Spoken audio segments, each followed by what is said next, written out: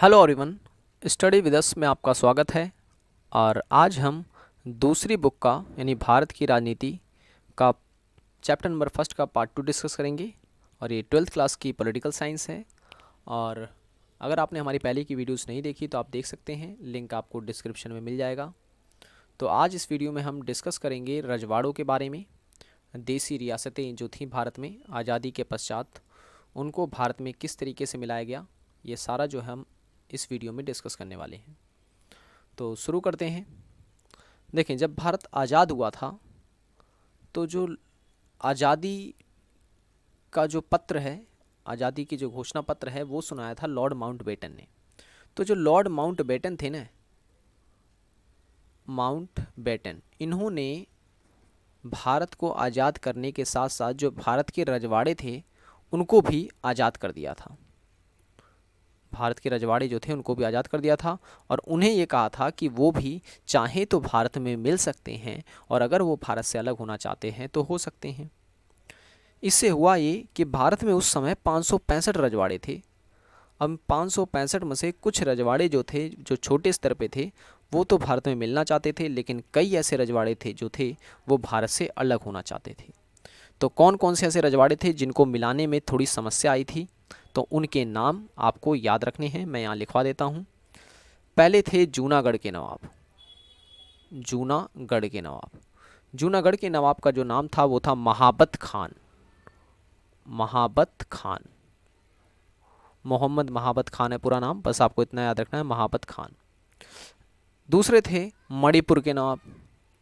मणिपुर, मणिपुर के नवाब का जो नाम था वो था बोधचंद। बोधचंद्र। और हैदराबाद के निज़ाम, हैदराबाद का निज़ाम और कश्मीर, जिसके नवाब थे हरी सिंह। आपको ये सारे नाम याद रखने हैं, यहाँ से क्वेश्चन भी पूछे जाते हैं। किसी भी रजवाड़े का नाम आपसे पूछ सकता है और किसी भी राजा का नाम, तो आपको ये याद रखने हैं। अब एक एक करके मैं बताता हूँ। देखिए, जूनागढ़ और जो मणिपुर हैं, यहाँ के राजाओं के नाम आपको याद रखने हैं और इन्हें मिलाने में भारत को किसी प्रकार की कोई समस्या नहीं आई थी। बहुत ही आसानी से लोग मिल गए थे। और मिलाने का काम किया था सरदार वल्लभ भाई पटेल ने, जिन्हें लौह पुरुष कहा जाता है। और भारत में एकता का दूत भी उन्हें कहा जाता है, क्योंकि उन्होंने ही सारे जितने भी रजवाड़े थे उनको भारत में मिलवाया था। लेकिन जो चुनौती आई थी, सबसे बड़ी समस्या जो आई थी, वो आई थी हैदराबाद में। हैदराबाद का जो शासक था, जिसको कहते थे निज़ाम, ठीक है ना, वहाँ के राजा को ही निज़ाम कहते हैं। तो जब सरदार वल्लभ भाई पटेल निज़ाम के पास गए तो निज़ाम से जब भारत में मिलने को कहा तो निज़ाम जो है वो भारत में मिलने को तैयार नहीं था। और उस समय मैं बता दूं, जो हैदराबाद था ये बहुत बड़ी रियासत थी, बहुत पैसे वाला था, बहुत पैसा था इस निज़ाम के पास। और इसका जो साम्राज्य था वो लगभग 1,32,000 वर्ग किलोमीटर तक फैला हुआ था।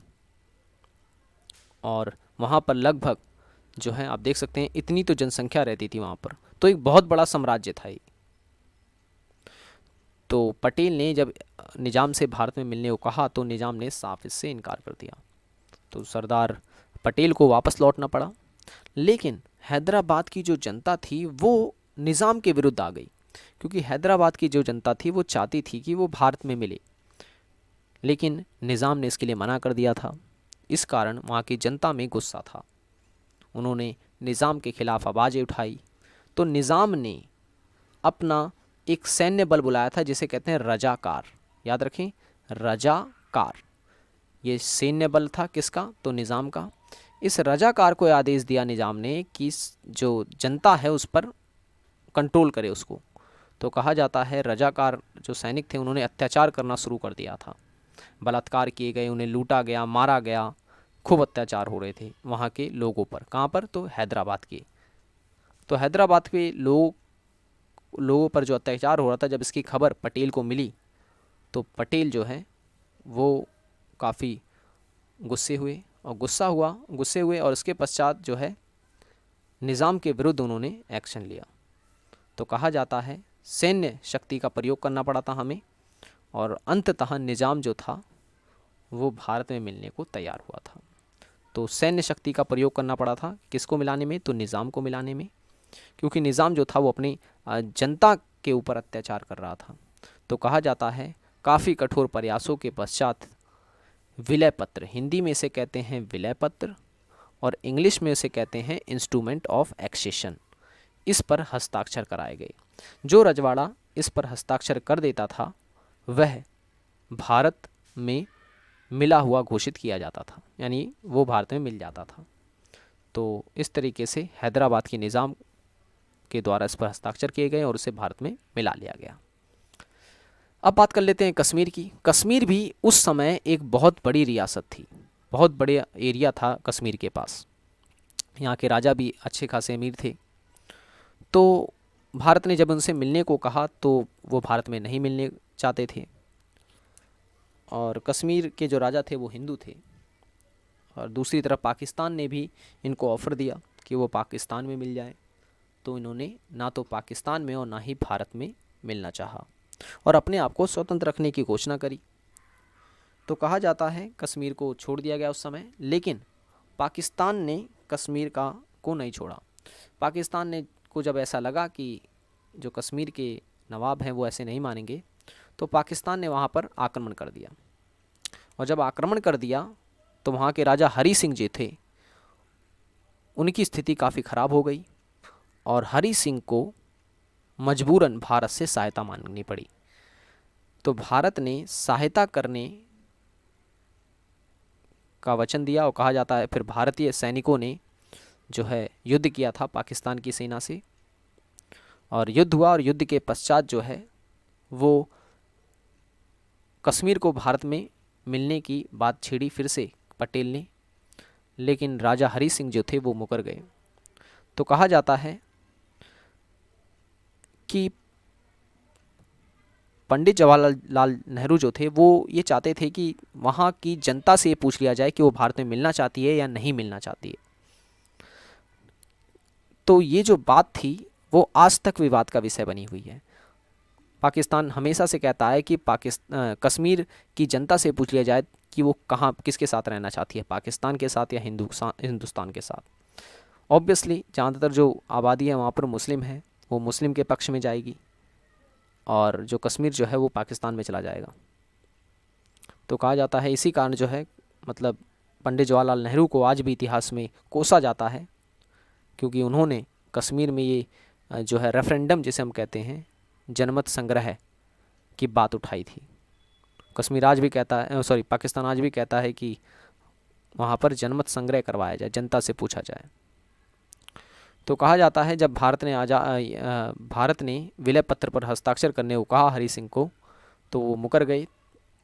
तो भारत ने क्या किया, फिर कश्मीर को एक अभिन्न राज्य घोषित कर दिया। अभिन्न राज्य का मतलब ये है कि इस राज्य को पूर्ण स्वतंत्रता होगी और इसे भारतीय संविधान के अनुच्छेद 370 में दर्ज कर दिया गया कि जो कश्मीर होगा उसमें भारत सरकार किसी भी प्रकार का कोई हस्तक्षेप नहीं करेगी और वहाँ का जो नवाब है या वहाँ की जो सरकार है वो अपनी स्वेच्छा से वहाँ किसी भी प्रकार का शासन चला सकती है, लेकिन जो कश्मीर है वो भारत का अभिन्न अंग रहेगा। और आज जो है भारत और पाकिस्तान में सबसे बड़ी लड़ाई की जड़ ये कश्मीर है। सो इस तरीके से कश्मीर जो है भारत का एक अभिन्न अंग बना था। तो इन सब में जो है वो सबसे महत्वपूर्ण भूमिका थी सरदार वल्लभ भाई पटेल की। पटेल ने सभी रजवाड़ों को एकता में लाने का पूरा प्रयास किया था और इसमें सफल भी हुए थे वो, और इसी कारण एकता की मूर्त जो है इनकी बनाई गई है, जिसे हम कहते हैं स्टैचू ऑफ यूनिटी। आप देख सकते हैं यहाँ पे सारे पॉइंट्स जो मैंने आपको समझाए वो लिखे हुए हैं, किस तरीके से लॉर्ड माउंटबेटन ने जो है हैदराबाद वगैरह को भारत में मिलाने में योगदान दिया था। देख सकते हैं लड़ाकू विमान वगैरह, सेनाएं वगैरह लाई गई थी। सो ये तो था हमारा वीडियो जिसमें मैंने आपको बताया कुछ महत्वपूर्ण रियासतों के बारे में, जैसे हैदराबाद और कश्मीर, और इनके राजाओं के नाम वगैरह आपको याद रखने हैं सारे, काफ़ी इंपॉर्टेंट है। सो आज इस वीडियो में इतना ही। So thanks for watching this video.